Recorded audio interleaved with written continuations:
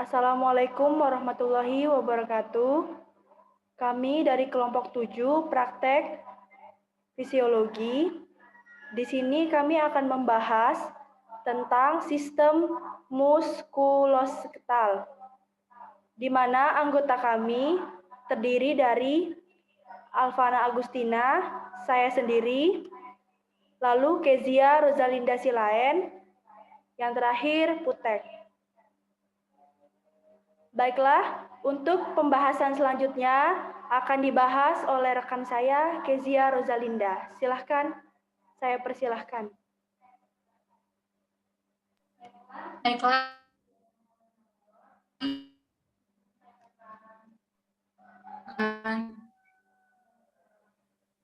membaca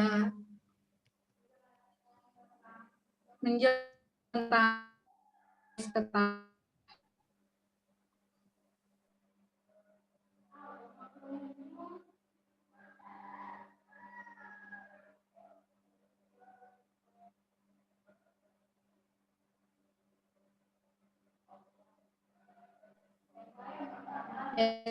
yang pertama, sistem rangka atau skeletal. Sistem adalah sistem yang terdiri dari tulang yang membangun hubungan sendi di antara tulang-tulang tersebut. Secara umum, skeletal dia akan bentuk untuk menopang tubuh atau formasi kerangka, 2 sebagai alat gerak pasif, 3 melindungi organ-organ internal dari trauma mekanik, 4 dan melindungi sumsum tulang selaku sel hemopoietik red bone marrow. Kelima, fungsi imunologi yakni membentuk limfosit B dan makrofag. 6. Sebagai pengungkit untuk mendukung berbagai aktivitas, lalu sebagai tempat melekatnya otot, ligamen, dan tendon. 8. Menyokong berat badan, kalsium, dan menyimpan lemak, yellow bone marrow. Selanjutnya,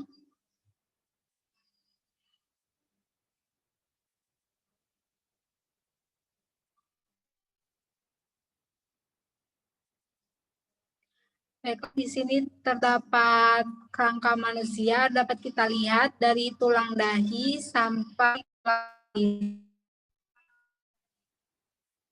Selanjutnya,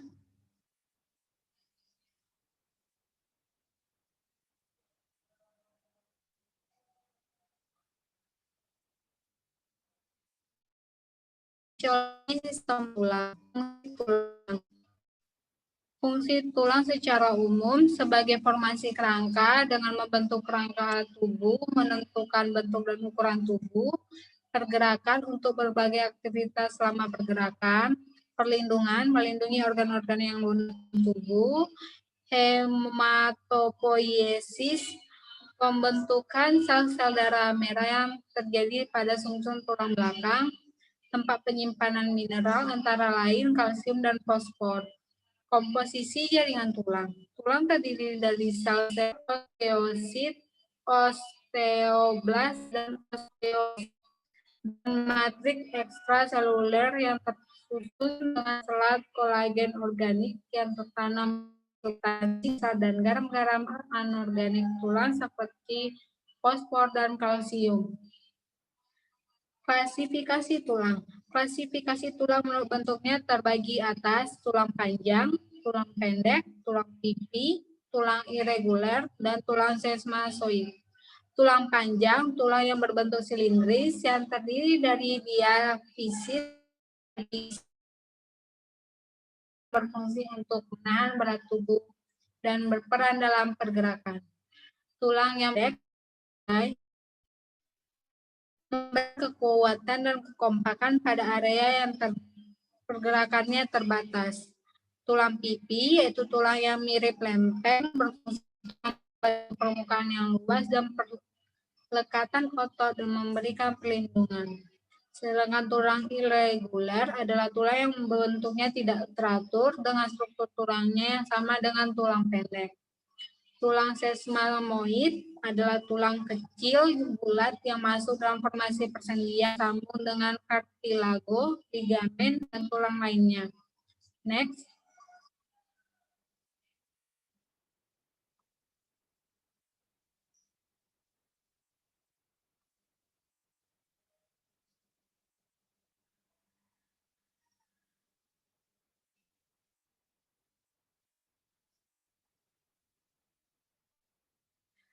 Tulang-tulang yang menyusun rangka tubuh kita terbagi menjadi dua bagian, yaitu kerangka aksial dan kerangka apendikular. Kerangka aksial meliputi 80 tulang pada manusia, sedangkan kerangka apendikular terdiri dari 126 tulang. Kerangka akasial. Kerangka akasial berfungsi untuk melindungi organ dan memelihara postur tubuh. Tulang yang termasuk dalam kerangka aksial antara lain tulang tengkorak, tulang belakang, tulang rusuk, dan tulang dada. 7 pasang tulang rusuk sejati atau true ribs, 3 pasang tulang rusuk palsu, false ribs, dan 2 pasang tulang rusuk mayang, floating ribs. Anggota gerak atas, anggota dan tulang panggul, 2 usus ilium, 2 tulang kemaluan, ischium, dan 2 tulang duduk pubis. Next.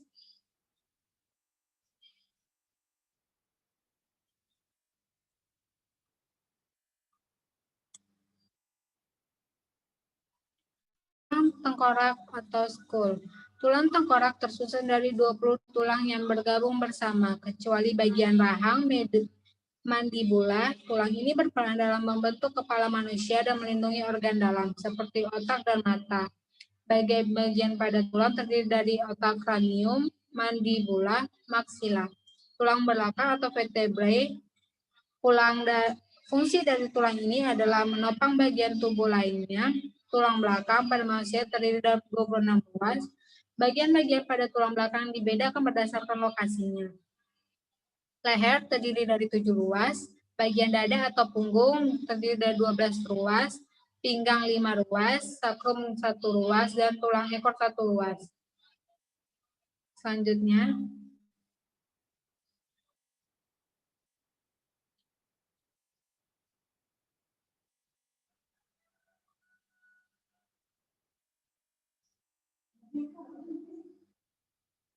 Psikologi.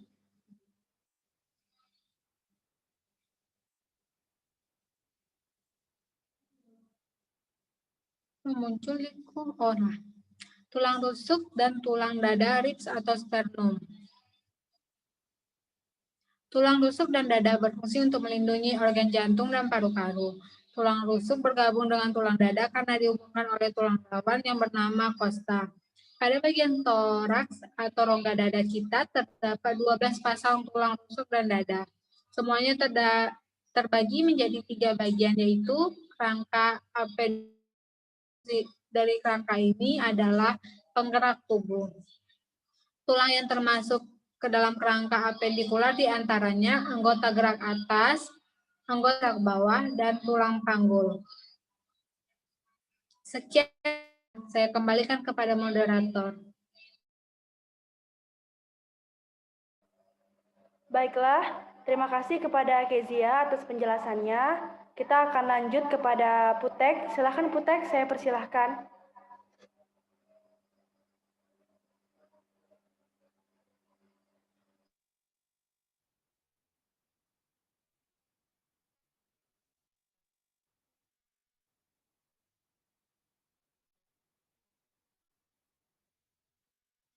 Baiklah, terima kasih untuk moderator. Saya akan melanjutkan presentasi dari Kezia.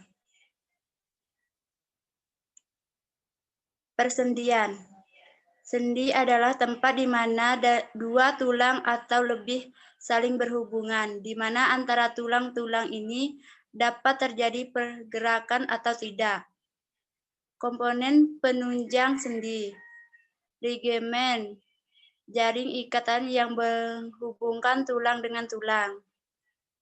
Tendon, jaringan ikatan yang menghubungkan otot dengan tulang. Cairan sinovial, cairan pelumpas pada ujung-ujung tulang yang terdapat pada bagian kapsul sendi. Tulang rawan hialin. Jaringan tulang rawan yang menutupi kedua ujung tulang yang membentuk persendian, berguna untuk menjaga persendian dari benturan keras. Klasifikasi sendi. Berdasarkan jaringan penghubungnya. Sendi fibrosa. Persendian di mana permukaan tulang yang bersendi dihubungkan oleh jaringan fibrosa sehingga kemungkinan geraknya sangat sedikit. Sendi kartilaginosa. Sendi kartilaginosa primer, suatu persendian yang tulang-tulangnya disatukan oleh suatu lempeng atau potongan rawan hilian. Pada persendian ini, tidak ada pergerakan yang mungkin dilakukan. Sendi kartilaginosa sekunder. Suatu persendian yang tulang-tulangnya disatukan oleh suatu lempeng rawan fibrosa dan permukaan sendi ini diliputi oleh lapisan rawan hyaline yang tipis. Pergerakan yang mungkin dilakukan tergantung pada sifat fisik rawan fibrosa. Sendi sinovial. Suatu persendian yang mempunyai kemungkinan gerak banyak sekali karena terdapatnya diskontinuitas di antara tulang-tulang yang bersendi. Ciri-ciri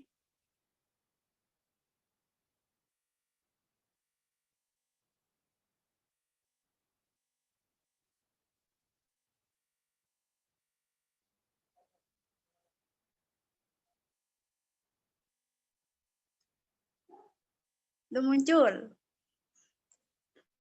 1. Ujung tulang bersendi dibedakan atas caput articularis, capitas gelonidalis. Kedua, capum articularis, rongga yang terdapat di antara ujung-ujung tulang.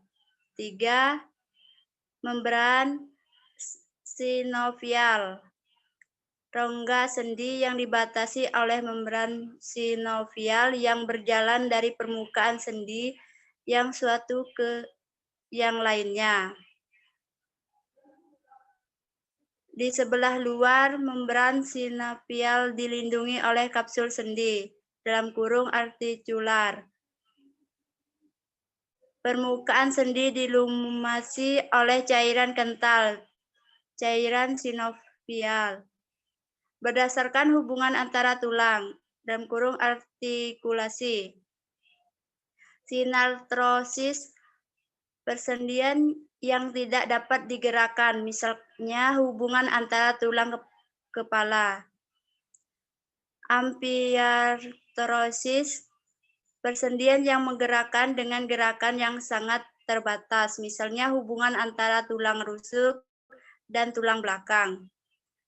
Diartrosis, persendian yang paling bebas geraknya. Macam-macam sendi gerak yaitu peluru, ensel, putar, pelan, dan luncur.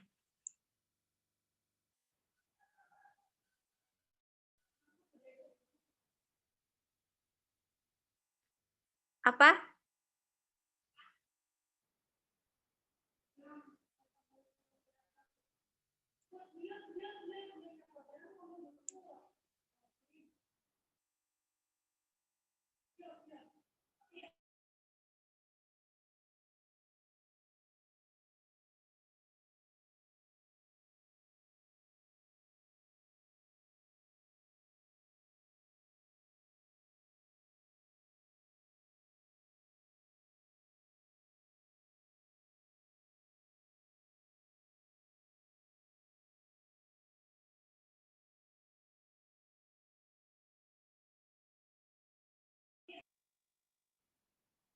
Baiklah, saya kembalikan ke moderator.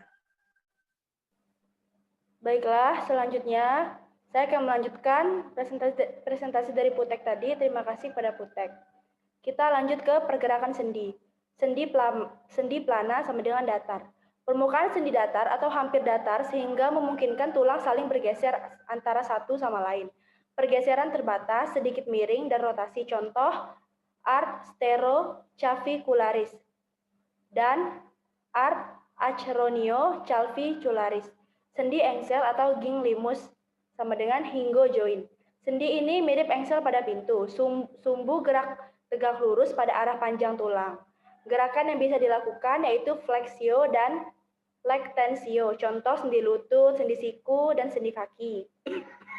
Lalu ada sendi condyloidea. Sendi ini permukaannya konver yang nyata dan bersendi dengan permukaan yang konkav, sumbu gerak dan panjang tulang paralel. Lanjut ke permukaan sendi berbentuk konveks, elips yang sesuai dengan permukaan sendi. Konkav elips. Gerak yang bisa dilakukan adalah flexio. Sendi pasak atau sendi kisar itu sama dengan pivot arch. Bisa juga rotary arch. Lalu sendi plana itu arch stellaris atau saddle strip salvo. Sendi peluru sama dengan ball and socket arch globoidea.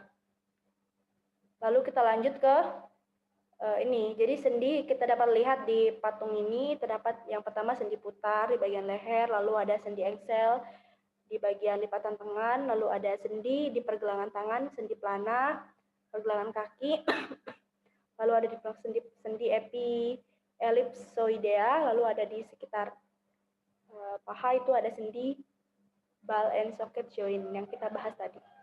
Oke, kita lanjut ke selanjutnya. Jadi jenis otot manusia. Jadi otot manusia terbagi menjadi 3, otot lurik, otot polos, dan otot jantung.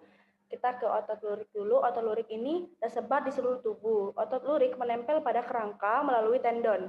Bentuk sel otot lurik itu berupa syarat bergaris melintang seperti pola lurik. Manusia bisa dengan leluasa menggerakkan otot lurik. Contohnya, saat kita berjalan atau mengangkat sesuatu, otak meminta otot lurik untuk bergerak, mengambil, atau berjalan. Lanjut ke otot polos.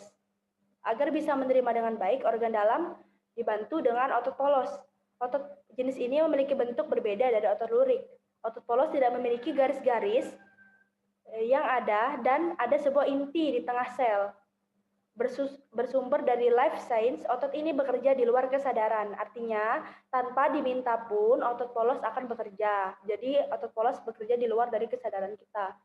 Kita lanjut ke, nah, begini adalah contoh atau bentuk dari otot yang kita bahas tadi. Ada skeletal muscle, ada smooth muscle, dan ada cardiac muscle. Oke, kita lanjut ke yang terakhir, yaitu otot jantung. Otot jantung, seperti namanya, jelas otot jantung ini pasti terletak di jantung manusia. Otot ini berfungsi untuk memompa jantung. Meskipun terletak di organ dalam, otot jantung berbeda dengan otot polos. Bentuk otot jantung mirip otot lurik, tetapi memiliki banyak inti di pusat. Otot jantung memiliki banyak cabang, berbeda dengan otot lurik dan otot polos. Sama seperti otot polos, otot jantung bekerja di luar kesadaran kita. Otot ini bekerja sukarela, memompa jantung. Oke, kita lanjut. Jadi fungsi otot pada manusia. Fungsi utama otot pada manusia ialah membantu tubuh untuk bergerak. Nah, otot yang membuat kita bisa bergerak adalah otot rangka atau otot yang melekat pada tulang. Otot tersebut dikendalikan oleh sistem saraf pusat. Otot ini bisa mengontrol gerakan motorik kasar seperti berjalan, berlari, berenang, dan lain sebagainya. Enggak hanya itu, otot rangka juga bisa mengendalikan motorik halus. Gerakan motorik halus ini diantaranya menulis, berbicara, tersenyum, murung, atau ekspresi wajah lainnya. Nah, sebagian otot tubuh tersebut ada di bawah kontrol atau kesadaran kita. Namun ada pula otot yang menunjang gerak refleks, misalnya saat kita otomatis tertarik ketika tersengat panas. Selain berfungsi sebagai penunjang gerakan, otot manusia juga memiliki fungsi lain.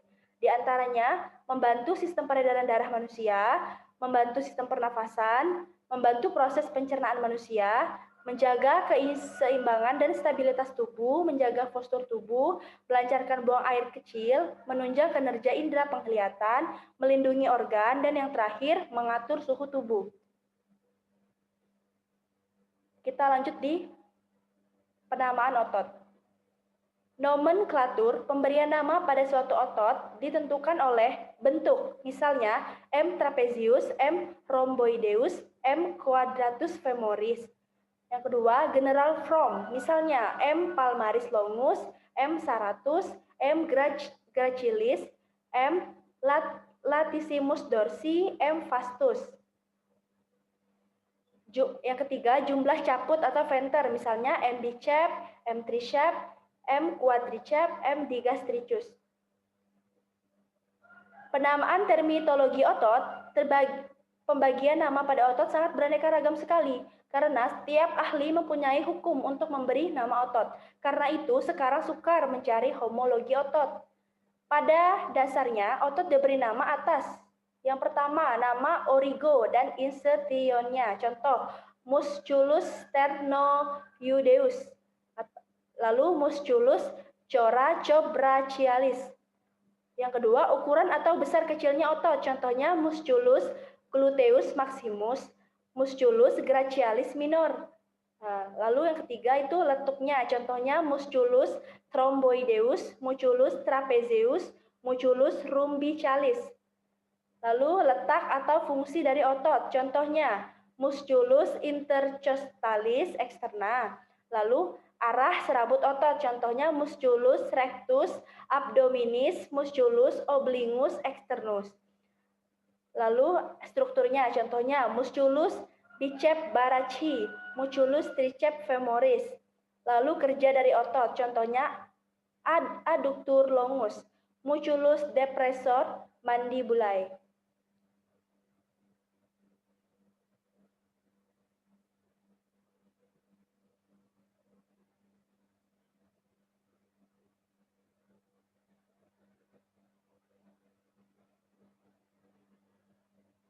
Baiklah, hanya ini yang dapat kami sampaikan dari kelompok kami. Apabila ada kesalahan, apabila ada kata-kata kami yang menyakiti, kami mohon maaf. Kepada Allah kami mohon ampun.